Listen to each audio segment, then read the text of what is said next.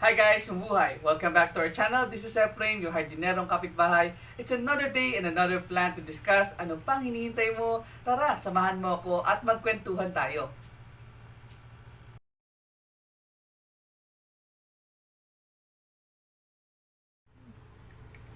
Hi guys! Buhay! Welcome back to our channel. This is Efraim and you're watching Planting with F and Grace. Magandang araw mga kapuso, kapatid, kapamilya at mga kapitbahay. Today, we're going to talk about a plant which is called Sanseveria tripasciata or yung tatawag nating Gold Flame. Okay? This Sansevieria Gold Flame has a striking plant grown for its upright, fleshy, sword-shaped leaves. Okay, the foliage is highly variegated, and as you can see, they have a contrasting deep green and golden yellow vertical stripes. Kaya siya ideal talaga siyang alagaan at syempre napakaganda niyang maging part of our collection. Okay, so this plant is ideal for shady areas in warm climates like here in the Philippines. So we are a tropical country, so therefore magandang mag-alaga ng ating tinatawag na mga Sanseveria.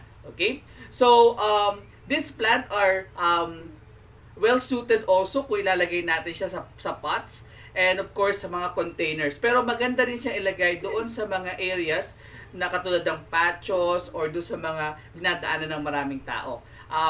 Of course, this Sansevieria Gold Flame will grow to a height of 30 centimeters with a width of 1 meter. So, ganun kalaki yung pwede niyang i-cover na areas. So, paano ba natin i-take care or aayusin or i-take care ang ating snake plant? So, because snake plant has a succulent leaves, it falls under the category of set it and forget it type of house plant. What do I mean by that? So, pwede natin siyang itanim, tingnan natin kung siya magiging stable. So, pag naging stable na siya, pwede na natin siyang iwanan doon. And for sometimes, pwede natin siyang diligan. Siguro hindi naman natin kailangan siyang diligan ng madalas. Okay? So, for example, if we have this plant, within a week, so siguro mga twice or thrice lamang natin siya pwedeng diligan din naman.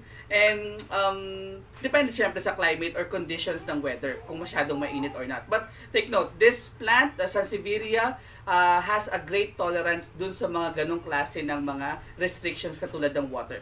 But kaya magandang alagaan itong particular na variety of Sanseveria. Okay, so ano yung mga dapat natin i-consider dito sa ating Sanseveria? Okay, of course, we have to look for our soil. So let me remove this one. So as you can see, di ba? Napakaliit lang, nilagay ko lang siya sa white pot. Okay, so the best soil, the best type of soil for this particular snake plant is a well-drained soil mix. Okay, with a bit of sand added to the soil itself or to the substrate bucket. So it will add up dun sa drainage ng ating potting mix. No, there are people that are buying yung African soil mix. Well, pwede naman yun, but that is already commercialized. But if I were you, mas maganda if you're going to make your own recipe of the soil mix that you can have. So, madali lang naman. So, you could add up some garden soil, siguro 1 part of it. And then, of course, we could have a part of peat or yung tatawag natin mga moss. 1 part also of that. And 2 parts of perlite rocks or builder sand. So, meron tayong mga alternative here in the Philippines, like for example, yung ating mga rice hull. So we could use that one. Kaysa bumili tayo ng mga peat moss kasi masyado siyang expensive. Kasi aside from that, napakahirap niyang hanapin, especially here in the Philippines. So I would suggest we could utilize some of the rice hull. Okay? Pero hindi natin medyo kailangan damihan, kumbaga. So we could have it 1 part of the rice hull, 1 part is garden soil, and the rest could be 2 parts of perlite or builder sand. So yun yung pwede natin gamitin para magkaroon tayo ng magandang klase ng soil mix, kumbaga. Well, in terms of the fertilizer, we have to give our snake plant a fertilizer once a month. And we could use a quality house plant fertilizer that is free from nitrates. Kasi yung nitrates, that is actually salt. So, it could really damage yung tinatawag nating mga roots as well as the leaves itself. So, if I were you, I would rather recommend na gumamit tayo ng mga organic type of fertilizer. Especially, pwede natin gamitin siguro yung mga vermiculite or yung mga tinatawag nating earthworm manure, or we could use primarily siguro pwede tayong gumamit ng mga chicken manure, so those things. So pero we have to siguro we have to, hindi natin pwede ilagay ora mismo or pagkalabas pa lamang. Okay, so siguro we have to dry it up for the meantime para mawala yung konting water na pwede niyang i-absorb kumbaga. Okay, so those are the things that we have to look into, especially when we're dealing with a fertilizer. Okay, so in terms of the light naman, so as you can see, light, the snake plant likes bright indirect light. So if you want it to do well, you have to place this one in a location where it can receive bright light or indirect light condition. Actually, this plant siguro mga nasa almost a year na to sa akin, and ganito pa lamang yung kanyang inilaki. The main reason that I'm thinking is most probably siya ay na-expose masyado sa araw. So if I were you, siguro hindi masyado. Siguro we could have this plant exposed in the morning sunlight. So pwedeng ganon. May mga location naman sa ating bahay na pwede nating ilagay yung ating Sanseveria Gold Flame dun sa areas na pag sumikat yung araw, tinatamaan, okay, yung lugar na yon. Pero pagdating ng 12 noon as well as yung mga afternoon sun, medyo harsh kasi yung tama nung araw na yon, o tama nung sunlight or sun rays sa ating mga plants. So it's really not good for the plant actually. Okay, so in that case, kung gusto naman natin siya ilagay sa ating loob ng bahay, well definitely I would recommend it to place this one near the window, siguro mga 3 to 6 inches away from the window para makakuha din siya ng ng light, okay, from the window itself. So but this plant can also tolerate less low light conditions. However, pag kasi konti lang yung liwanag niya or light na kanyang na-absorb, it could already pwede niyang i-maximize kasi yung kanyang chlorophyll. The more siyang nagiging color green. Okay, so we don't like that to happen with our Sansevieria Gold Flame kasi nga yun yung variegations na gusto nga natin sa kanya, to have more to have an equal or magandang balance ng kanyang yellow at saka yung kanyang green or deep green coloration. So kung nilagay natin siya sa isang area na kung saan ay low light conditions, so nagma-magnify ngayon yung kanyang green coloration. So we don't like that to happen.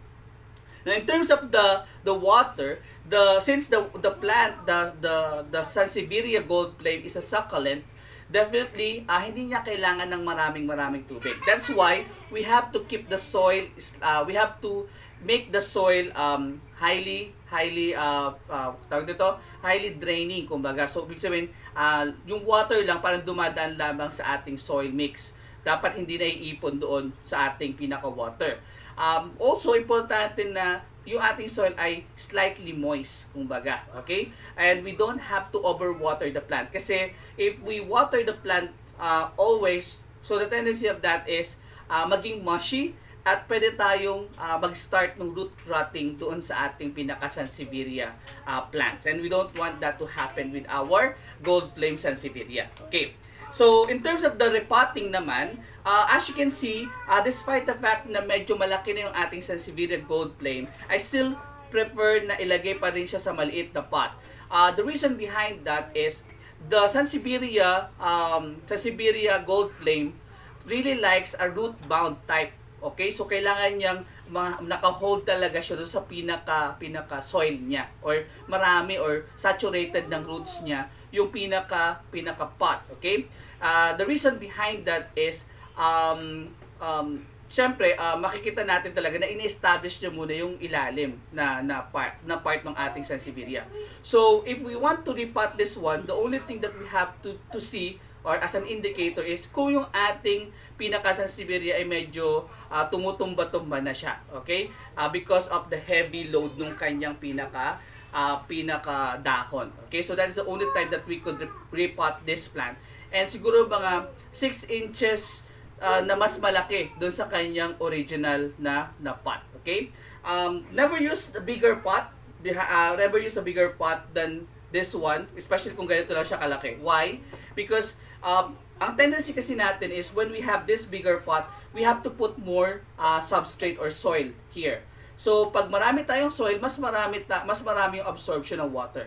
Okay? So, kung mas marami absorption ng water, ibig sabihin, mas clog or mas nabababad sa tubig yung ating mga roots ng ating Sansevieria. And ang tendency natin is mag-promote siya ng root rotting. Okay? So, we don't want that to happen. Now, in terms of the pruning, so, syempre, we could prune this particular plant.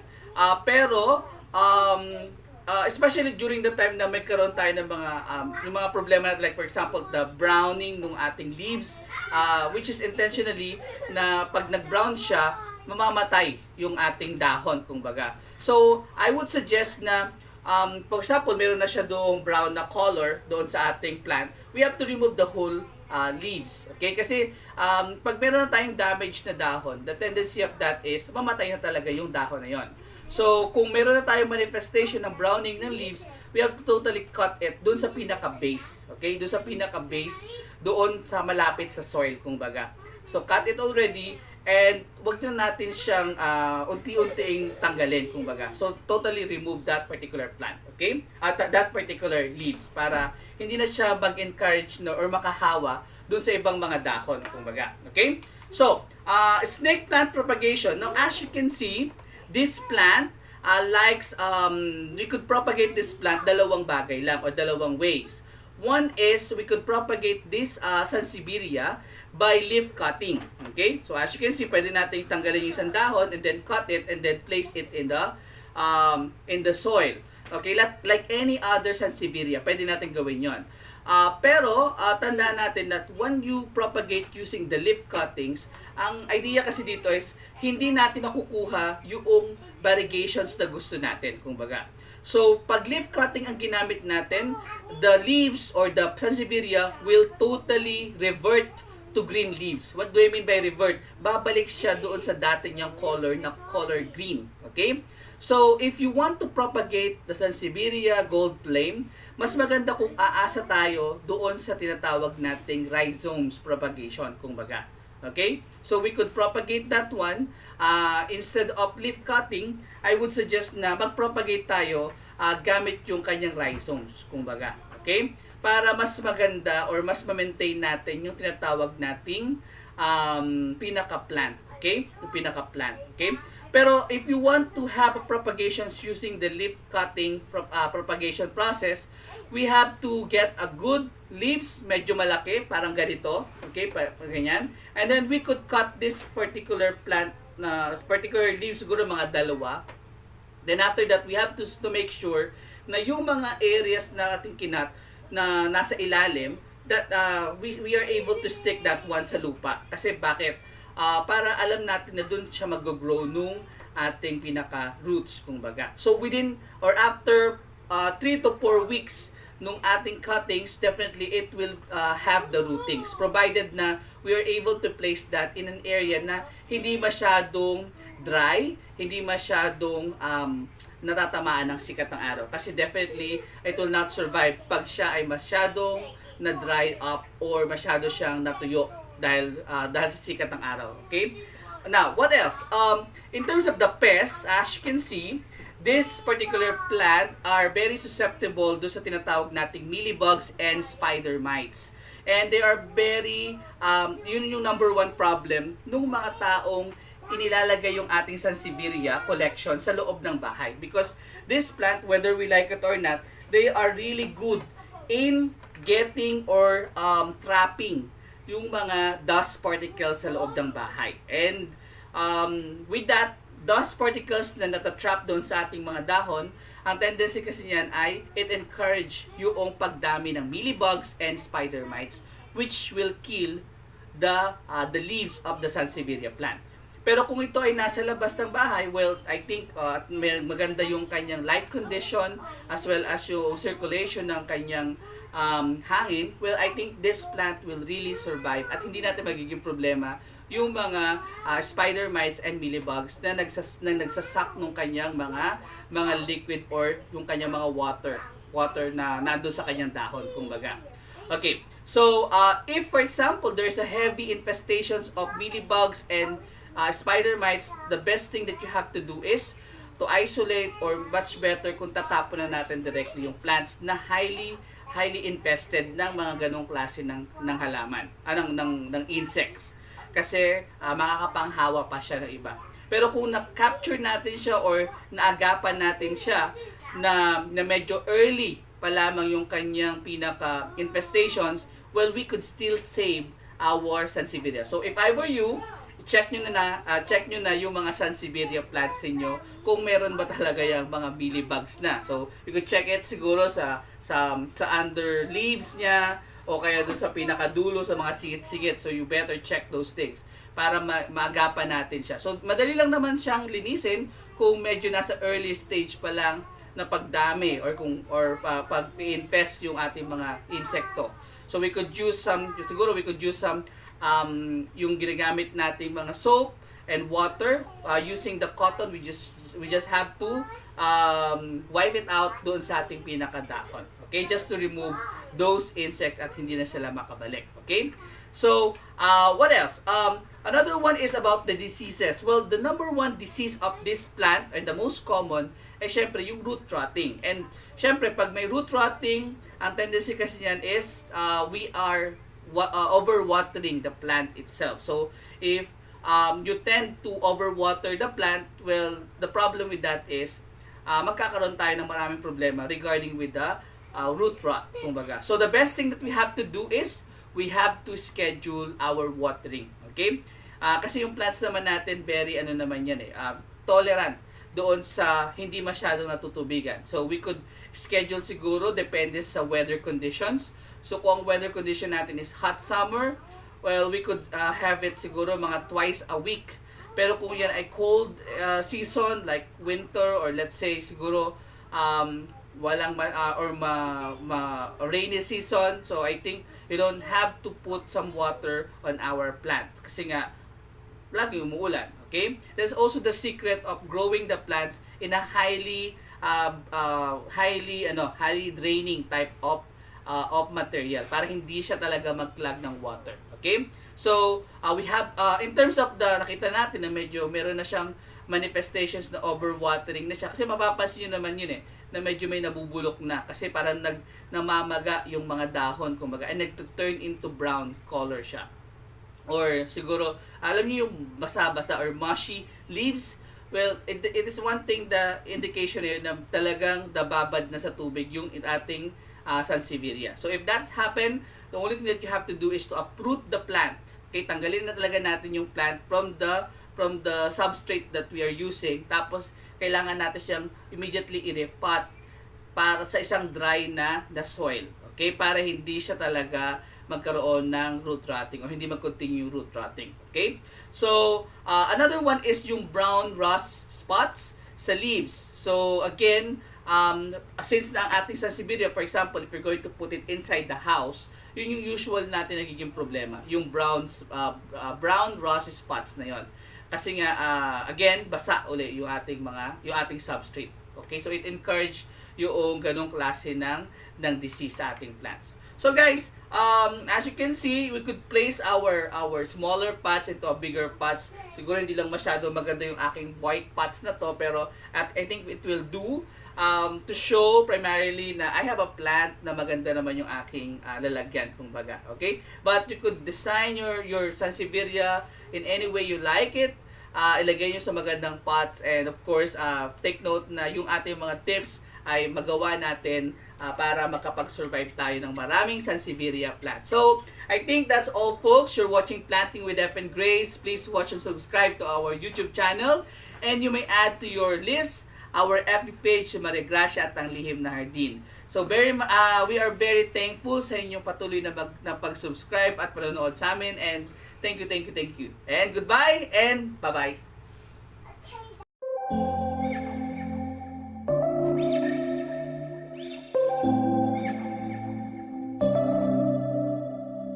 September we met, I could tell by your smile. You hadn't been with a good girl like me in a while.